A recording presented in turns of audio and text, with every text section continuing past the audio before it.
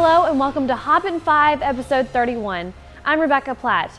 H5 brings you the OneRing.net's top stories in the latest Hobbit production news. So without any further delay, let's get right to it. This week's featured background comes from Jon Kaps. Remember to send in your submissions to contest@hobbiton5.com and maybe you'll see your background on a future episode. Interestingly, 3foot7 placed an ad on the New Zealand website trademe.co.nz last week, and they're looking for extras for elves. They have since updated it, and now they're asking for men in the Wellington area. So if you fit the part, apply. Visit theonering.net to see all the details. Larry D. Curtis writes for Movies.com every other Monday about The Hobbit. In his past article, he talks about the generations of Tolkien fans. He wrote, "Grandparents and parents have handed it off to children, and the proliferation of the genre culture has only increased the audience that looks at Middle-earth and its author. And it's no surprise that National Public Radio's website revealed that The Lord of the Rings was voted as the favorite science fiction and fantasy book of all time." Read the entire article at Movies.com.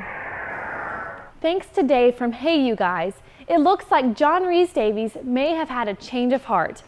During an interview, Davies was asked about his appearance in Peter Jackson's latest production diary video and whether he may be up for a cameo in the upcoming Hobbit films. He answered that he pretty much groveled, and the thought of being in the movie, quote, would be sweet.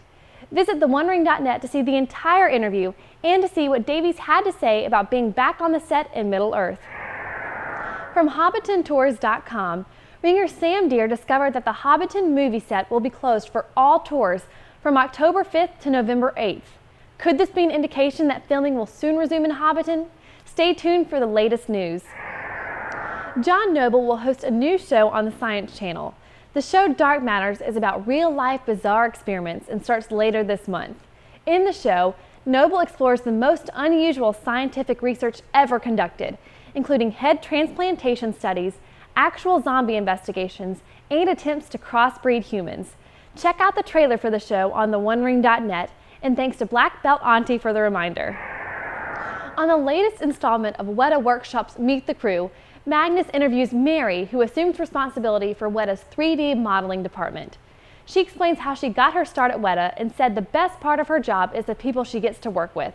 She said, "You are surrounded by so many creative people and watch them and learn as you work." Read more about Mary and the rest of the Weta crew by visiting their website, wetanz.com. Have you ever wanted to spend the night at a Hobbit house?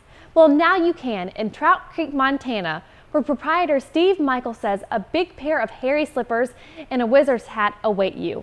So how much will a night in this Hobbit house set you back? Just under $250. While you're waiting to make your own reservations, check out the New York Times article to get a detailed inside look at the coolest Hobbit guest house. Blizzards in New Zealand have grounded flights, closed roads, and shut off power in what forecasters are describing as once-in-a-lifetime conditions. Wellington and Auckland saw their first snow for decades after an Antarctic blast moved north from the South Island. Our friend Happy Feet had the chance to enjoy the ice, and naturally, Stephen Fry kept us all updated on Twitter. That's it for this installment of Hobbiton 5. I'm Rebecca Platt, and thanks for watching. Thanks again to our executive producers over the past few weeks. H5 is brought to you by your generous donations, so please visit our website, hobbiton5.com, for more details. Until next time.